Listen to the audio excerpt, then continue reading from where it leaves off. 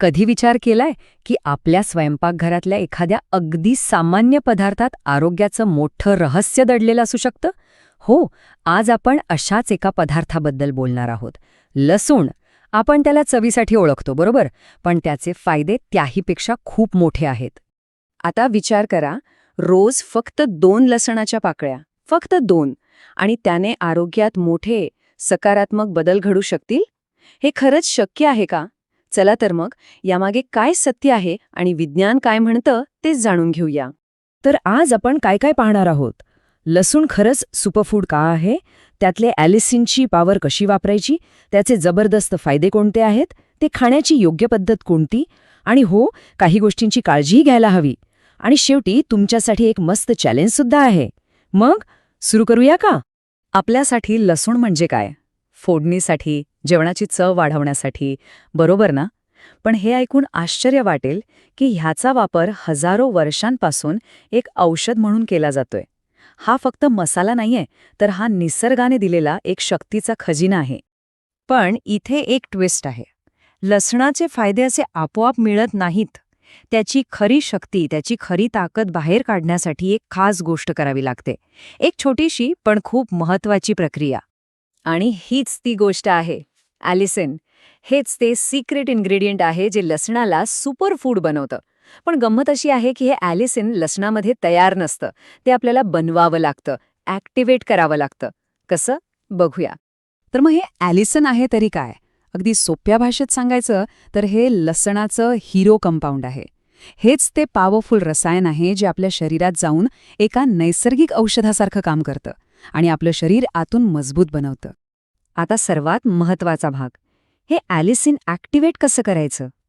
पद्धत अगदी सोपी आहे. 2 कच्च्या लसणाच्या पाकळ्या घ्या आणि त्या चांगल्या ठेचून घ्या. पण खरी जादू इथे होते. ठेचल्यावर लगेच खायचं नाहीये. त्याला कमीत कमी 10 मिनिटं तसंच बाजूला ठेवायचंय. हो, ही 10 मिनिटं खूप खूप महत्वाची आहेत. कारण याच वेळेत ते ॲलिसिन तयार होतं.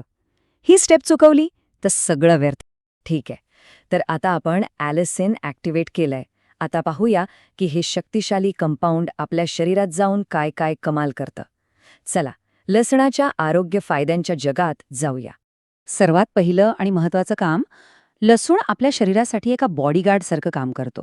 तो बाहेरून येणाऱ्या जंतू, व्हायरस आणि फंगल इन्फेक्शनशी लढतो. यामुळे काय होतं, जी सारखी सारखी सर्दी होते, घसा खवखवतो, ह्या सगळ्या गोष्टी कमी होतात. म्हणजे आपली जी इम्युनिटी आहे ती मजबूत होते. आता बोलूया हृदयाबद्दल. लसूण हृदयाचा एक खरा मित्र आहे. तो काय करतो तर आपल्या शरीरातलं जे LDL म्हणजे बॅड कोलेस्ट्रॉल आहे, जे रक्तवाहिन्यांमध्ये अडथळे निर्माण करतं, त्याला कमी करतो, आणि HDL म्हणजे गुड कोलेस्ट्रॉल, जे हृदयासाठी चांगलं असतं, त्याला वाढवतो. या दुहेरी कामामुळे ब्लड प्रेशर नियंत्रणात राहायलाही मदत होते. आपल्या पोटाचं आरोग्य खूप महत्वाचं आहे, नाही का? लसूण इथेही चॅम्पियन आहे. तो एक प्रीबायोटिक म्हणून काम करतो. म्हणजे काय? तर आपल्या पोटात जे चांगले मित्र बॅक्टेरिया आहेत ना, त्यांना तो आहार पुरवतो. आणि जेव्हा हे चांगले बॅक्टेरिया खुश असतात, तेव्हा आपली पचनक्रिया सुधारते, गॅस, पोट फुगण्यासारख्या समस्या आपोआप कमी होतात. आपलं शरीर म्हणजे एक मशीन आहे आणि त्याला वेळोवेळी साफसफाईची गरज असते. लसूण इथे एका नॅचरल डिटॉक्सिफायरचं म्हणजे क्लिनिंग एजंटचं काम करतो. तो आपल्या लिव्हर आणि किडनीला सपोर्ट करतो, जेणेकरून शरीरातले टॉक्सिन्स म्हणजे विषारी घटक बाहेर काढले जातील. आणि मग कसं वाटतं? एकदम फ्रेश, हलकं आणि एनर्जेटिक. हे ऐकून तुम्हालाही गंमत वाटेल. इतिहासात सैनिकांना लढाईवर जाण्याआधी ताकद आणि स्टॅमिना वाढवण्यासाठी चक्क लसूण दिला जायचा. विचार करा, ही ऊर्जा येते त्याच्यातले अँटीऑक्सिडंट्समुळे. हे अँटीऑक्सिडंट्स आपल्या शरीरातल्या पेशींना नुकसानीपासून वाचवतात. आणि याचाच एक फायदा म्हणजे अँटी एजिंग. हो, त्वचेवर एक नैसर्गिक ग्लो येतो आणि आपण अधिक तरुण दिसतो. तर इतके सगळे फायदे बघितल्यावर आता प्रश्न येतो की ठीक आहे, पण लसूण खायचा कसा? त्याची योग्य पद्धत काय आहे? चला, तेच आता पाहूया. हे एक सोपं मॉर्निंग रुटीन बनवू शकता. सकाळी उठल्यावर सर्वात आधी 2 लसणाच्या पाकळ्या घ्या, त्या ठेचा. मग काय करायचं? बरोबर 10 मिनिटं थांबायचं आणि त्यानंतर रिकाम्या पोटी पाण्यासोबत त्या गिळून टाकायच्या. बस, हाच सर्वोत्तम आणि सगळ्यात प्रभावी मार्ग आहे. मला माहितीये अनेकांना कच्च्या लसणाची ती तीव्र चव आणि वास आवडत नाही, पण काळजी करू नका, त्यावरही सोपे उपाय आहेत. तुम्ही तो ठेचलेला लसूण एका चमचा मधासोबत घेऊ शकता किंवा मग तुमच्या सकाळच्या स्मूदीमध्येच त्याला ब्लेंड करून टाका. चवही कमी होईल आणि फायदेही मिळतील. आता फायदे तर खूप आहेत, पण कोणतीही गोष्ट डोळे झाकून करणं योग्य नाही. काही गोष्टींची काळजी घेणं, काही खबरदारी बाळगणं हे सुद्धा तितकंच महत्वाचं आहे. चला त्याबद्दल बोलूया. तर प्रश्न हा आहे की कच्चा लसूण खाणं हे प्रत्येकासाठी योग्य आहे का? उत्तर आहे नाही. काही विशिष्ट लोकांनी हे टाळायला हवं किंवा डॉक्टरांचा सल्ला घ्यायला हवा. कोण आहेत हे लोक? ज्यांना खूप जास्त ॲसिडिटीचा किंवा पोटाचा त्रास आहे त्यांनी कच्चा लसूण टाळलेलाच बरा.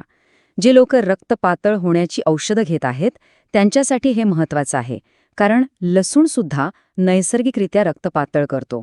त्यामुळे डॉक्टरांशी बोलूनच निर्णय घ्या. आणि हो, ज्यांना लसणाची ॲलर्जी आहे किंवा नुकतीच पोटाची सर्जरी झालीये त्यांनी तर हे अजिबात करू नये. तर आता सगळी माहिती आपल्याकडे आहे. आता वेळ आहे ती ॲक्शन घेण्याची.